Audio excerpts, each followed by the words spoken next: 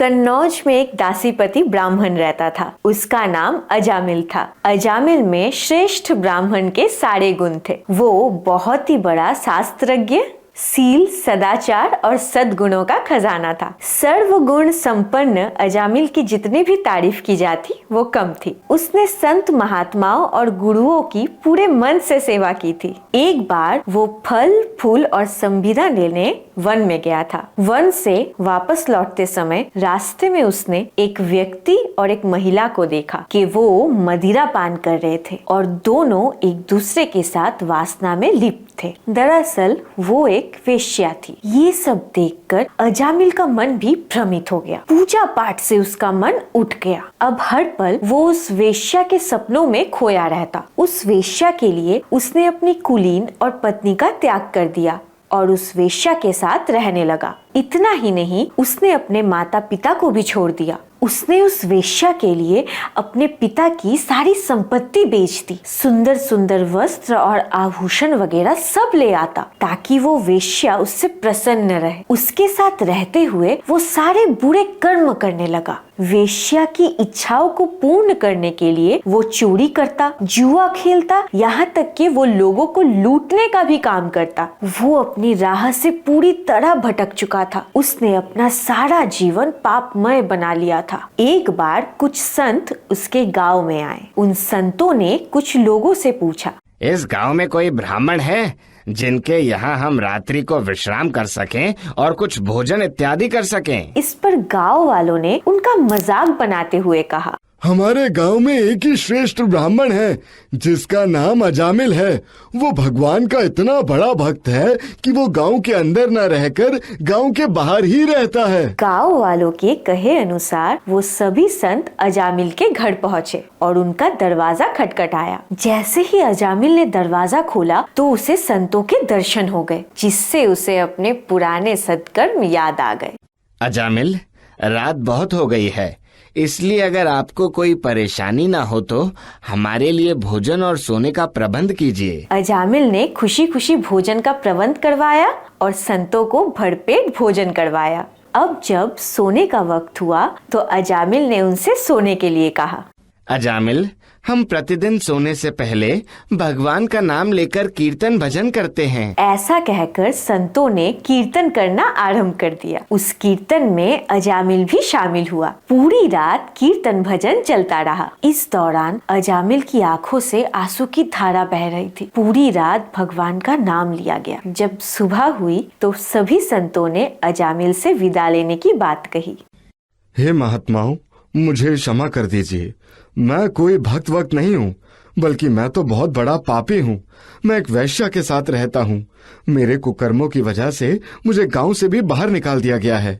मैं अब सबकी सेवा करना चाहता था, इसलिए भोजन करवाया, नहीं तो मुझसे ज्यादा पापी और कोई नहीं है। संतों ने अजामिल की बात सुनने के बाद कहा, तुमने अगर हमें कल ये बात बताई होती तो हम यहाँ रुकते ही नहीं। अब तूने हमें आश्रय दिया है, तो चिंता मत कर। तेरे घर में कितने बालक हैं? महाराज, मेरे 9 बच्चे हैं और एक माँ के गर्भ में हैं। अजामिल, इस बार तुम्हें संतान के रूप में पुत्र की प्राप्ति होगी। तुम अपने उस पुत्र का नाम नारायण रखना। जाओ, तुम्हारा कल्याण हो जाएगा।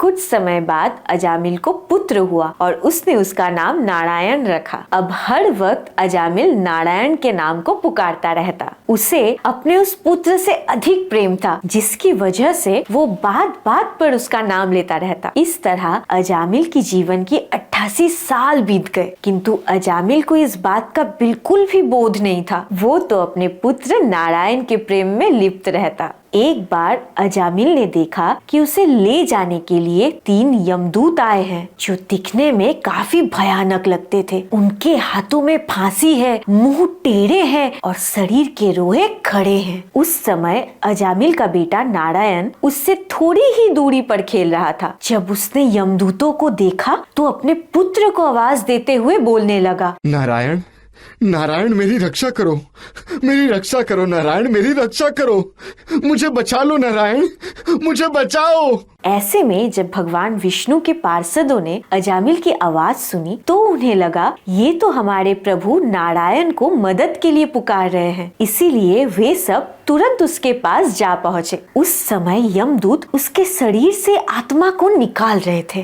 तब भगवान विष्णु के दूतों ने यमदूतों को बलपूर्वक रोक दिया। धर्मराज की आज्ञा का निषेध करने वाले तुम लोग कौन हो?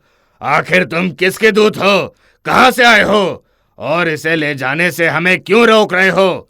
इसकी मृत्यु का वक्त हो चुका है, हमें इसे ले जाने दो। ये भगवान नारायण का भक्त है, इसे छोड़ दो, इसे हम ले जाएंगे। इसने विवश होकर ही सही, लेकिन भगवान के मोक्षप्रद नारायण का नाम का उच्चारण किया है। इसके समस्त पापों का प्रायश्चित हो चुका है। किंवदंती है कि भगवान विष्णु के पार्षद और यमदूतों में युद्ध हुआ और यमदूत हार गए। उसके बाद बिना अजामिल के ही वो यमदूत लौट गए। अब अजामिल को अपने पाप कर्मों पर और भी ज्यादा पश्चाताप होने लगा था। वो ये भी सोचने लगा, मैंने मृत्यु के डर से अपने पुत्र के नाम को पुकारा तो भगवान विष्णु के पार्षद प्रकट हो गए।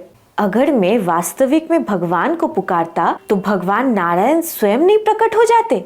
इसके बाद अजामिल ने सब कुछ त्याग दिया और हरिद्वार चले गए। हरिद्वार में अजामिल ने अपना सब कुछ ईश्वर को समर्पित कर दिया। एक दिन उसने देखा कि भगवान विष्णु के वही पार्षद उसके पास आए हैं। अजामिल ने सर झुकाकर उन्हें प्रणाम किया। उनके दर्शन पाने के बाद उन्होंने उसी तीर्थ स्थान में गंगा के तट पर अपना शरीर त्याग दिया और भगवान के पार्षदों का स्वरूप प्राप्त कर लिया और बैकुंठ चले गए। दोस्तों, इस कथा से हमें यही सीख मिलती है कि ईश्वर के नाम मात्र में ही इतनी शक्ति है कि इंसान अपने पाप कर्मों से मुक्ति पा सकता है।